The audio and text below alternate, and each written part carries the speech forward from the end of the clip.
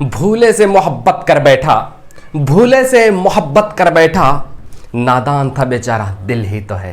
भूले से मोहब्बत कर बैठा, नादान था बेचारा दिल ही तो है।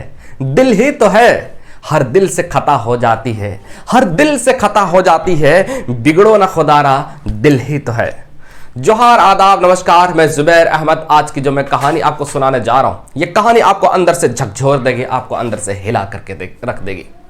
एक बार किसी जंगल में एक उल्लू रहते थे और उल्लू को दिन में दिखाई नहीं देता था। बहुत मुश्किल अपने घोंसले में दिन भर रहते थे और रात को फिर वो निकलते थे। किसी दिन भूले भटके एक बंदर वहां पर आ जाता है और उसके पेड़ पर, घोंसले के बगल में ही एक डाल पर बैठ जाता है। उसी डाल पर बैठ जाता है और बगल के डाल में उल्लू रहते थे। और वो बंदर कहते हैं, इतनी गर्मी, बाप रे बाप, इतनी गर्मी, इतनी गर्मी, इतनी गर्मी है, शायद सूरज की बहुत तेज धूप बहुत तेज है, इस वजह से इतनी गर्मी पड़ रही है। उल्लू के कानों तक ये बात पहुंचती है। उल्लू कहते हैं, दिन में सूरज तो निकलता ही नहीं है, दिन में तो सूरज निकलता ही नहीं है, चंद्रमा है चंद्रमा।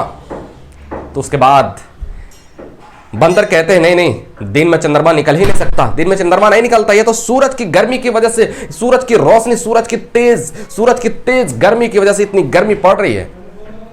कहते हैं नहीं, दोनों में बहस हो गई। कहा कि चलो जरा हम तुमको और लोगों से मिलवाते हैं। उल्लू के झुंड के पास लेके चला गया।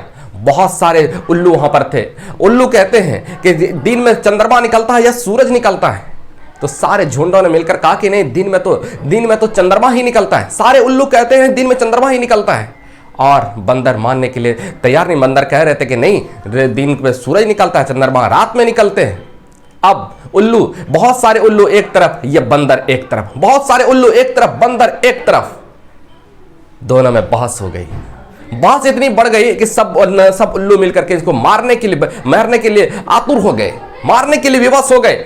अब मारने ही वाले थे कि उल्लू को दिखाई कम देते थे, किसी तरह से बचा करके वहां से भाग जाते हैं और सब इनका मजाक उड़ाने लगते हैं। कहते हैं, पागल बंदर, इनको तो समझ ही नहीं है। सारे उल्लू कहने लगे, पागल बंदर, इसको तो कुछ समझ में नहीं है, समझ में आता ही नहीं है, दिन में चंद्रमा निकलता है, सूरज थोड़ी निकलते हैं।